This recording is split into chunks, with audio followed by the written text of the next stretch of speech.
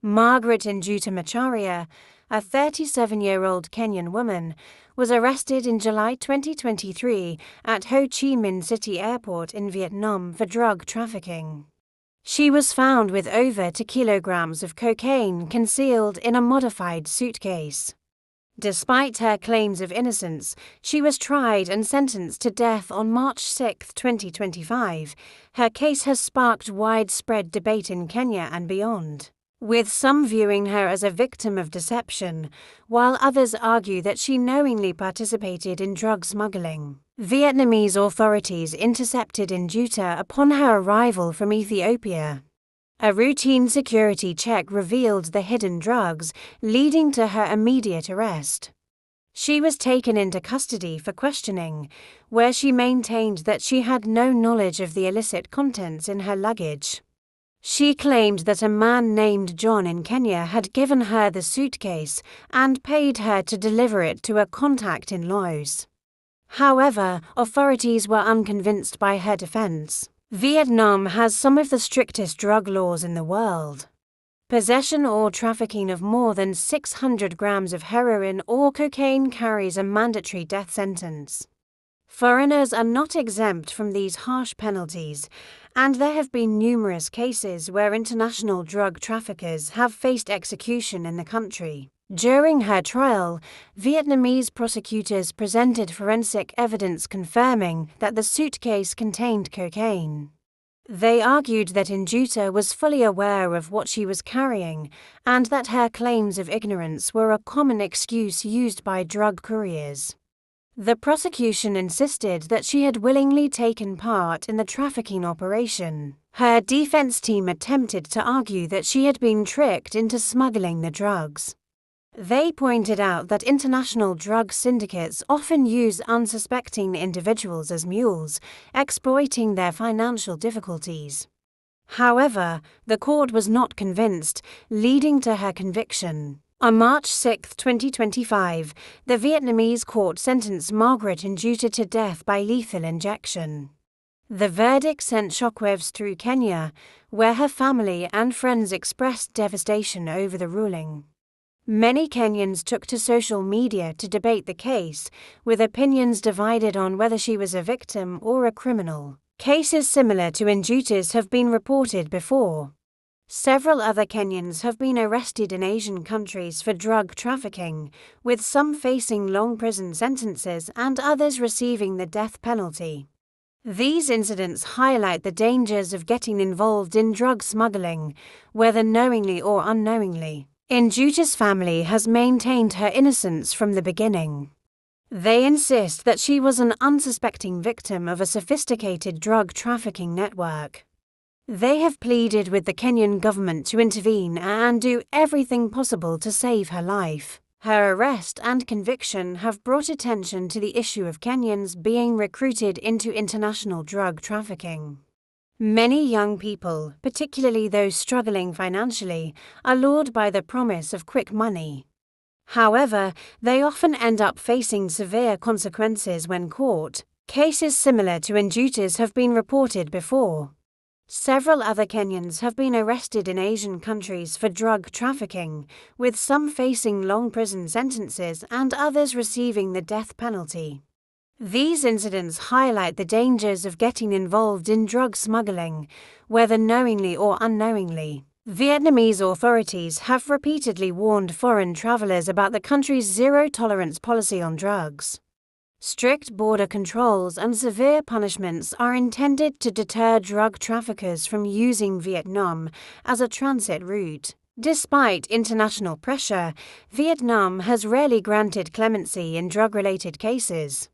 Even diplomatic appeals from home countries often fail to influence the outcome, as the government maintains that its laws must be strictly enforced to curb the drug trade. Some human rights organizations have criticized Vietnam's harsh drug laws, arguing that they disproportionately target low-level traffickers rather than the major players behind global drug networks. However, the Vietnamese government insists that its policies are necessary to combat the growing drug trade in the region. Nduta's sentencing has reignited debates on how Kenyans can be protected from falling into the traps of international drug syndicates. Experts have called for increased public awareness campaigns to educate people on the risks and legal consequences of drug trafficking. Her case has also put a spotlight on the role of traffickers who recruit unsuspecting individuals. Many of these drug lords operate in secrecy, using fake job offers or lucrative travel opportunities to lure people into smuggling drugs. There have been calls for the Kenyan government to crack down on local drug trafficking networks that prey on vulnerable individuals. Authorities are being urged to investigate the recruiters behind such operations and bring them to justice. The travel industry has also been urged to play a role in preventing drug smuggling.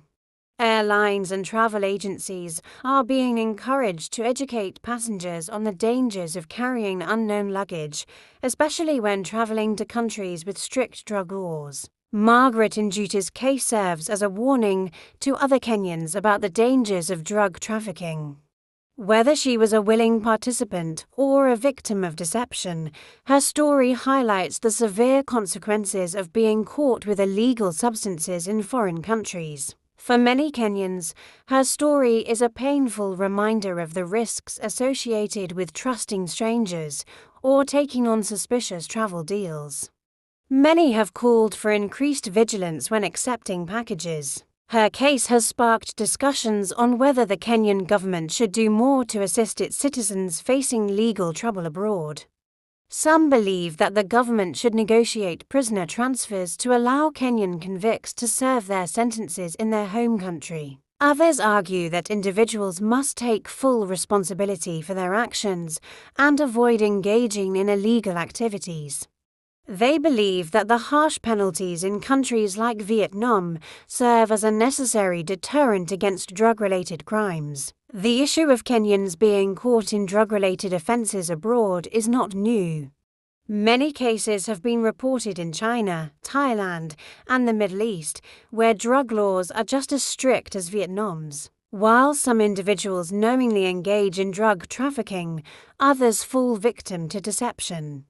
However, ignorance of the law is not considered a valid defense in most legal systems, making it crucial for travelers to be cautious. Margaret Nduta's execution date has not yet been set, but legal experts say her chances of escaping the death penalty are slim. Even with international pressure, Vietnam has rarely commuted death sentences for drug offences. Her legal team is expected to file an appeal, but success is uncertain.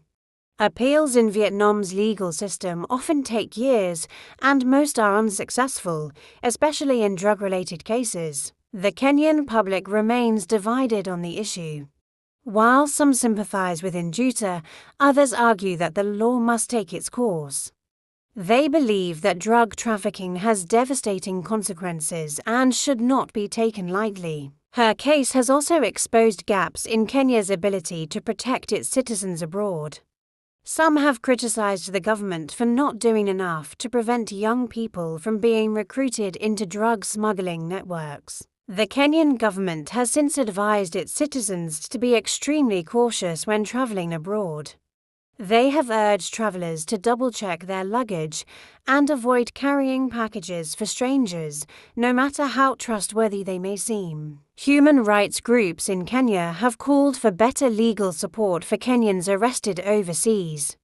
They argue that more should be done to provide consular assistance and legal representation for those facing harsh foreign laws. Meanwhile, Nduta remains in prison, awaiting her fate. Her family continues to hope for a last-minute intervention that could save her life. However, the reality of Vietnam's legal system suggests that the chances of clemency are extremely low. As her case continues to unfold, it serves as a stark reminder of the risks involved in international travel, especially when dealing with unknown individuals or suspicious job offers. For now, Margaret Nduta's future remains uncertain, but her story will continue to serve as a warning to others.